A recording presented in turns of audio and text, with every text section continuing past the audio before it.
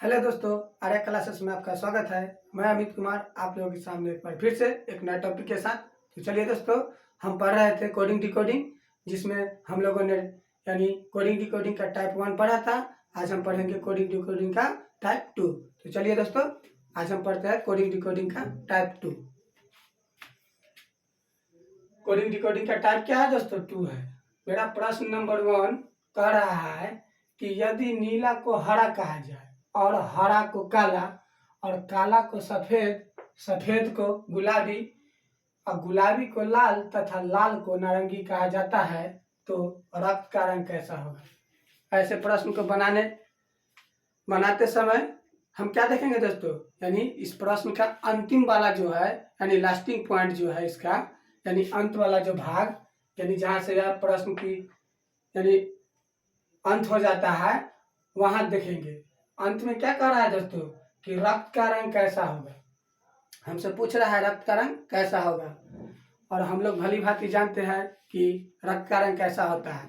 तो चलिए दोस्तों देखते हैं रक्त का रंग कैसा होता है। तो रक्त का रंग लाल होता है, और हम यहाँ देखेंगे कि लाल को क्या कह रहा है।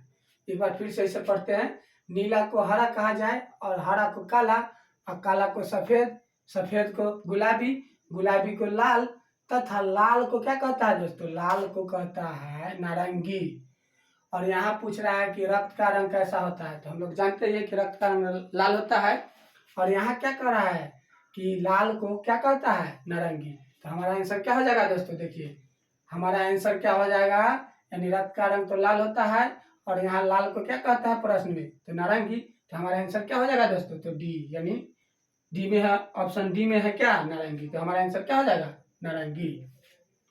फिर प्रश्न नंबर 2 इसी टाइप पर है और कह रहा है कि यदि सफेद को लाल, लाल को नीला, नीला को काला, काला को पीला, तो आकाश का रंग कैसा होगा? यहाँ भी हम अंत में देखें कि हमसे पूछ क्या रहा है दोस्तों? तो आकाश का रंग, यानी आकाश का रंग कैसा होता है दोस्तों? तो हम लोग जानते हैं कि आकाश का रंग कैसा होता है? तो नीला होता है। अब हम यहाँ देखेंगे आकाश का रंग कैसा होता है दोस्तों? तो नीला।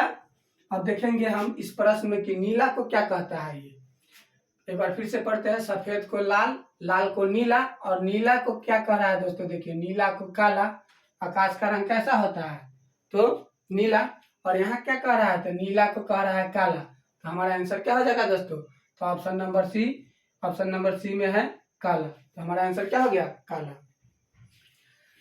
फिर तीसरा नंबर प्रश्न है इसी टाइप पे, और यहाँ कह रहा है कि यदि संतरा को मक्खन, मक्खन को साबुन और साबुन को स्याही और स्याही को शहद एवं शहद को संतरा कहा जाए, तो कपड़ा धोने के लिए किसका प्रयोग करते हैं?